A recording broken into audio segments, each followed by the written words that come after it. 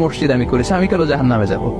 আল্লাহ বলবে না, তুমি দান করেছিলে এই জন্য যে লোকজন তোমার দানশীল বলবে, দানবীর বলবে, আদেম তাই বলবে, ওটা তো তোমাকে বলা হয়েছে জাহান্নামে যাও, আমার কাছে কি চাও? Go to the hell fire. সেদিন আল্লাহ তাআলা অনেক আলেমকে ডাকবেন, অনেক দাঈদেরকে ডাকবেন, অনেক দুআত ইলাল্লাহদের তিনি ডাকবেন।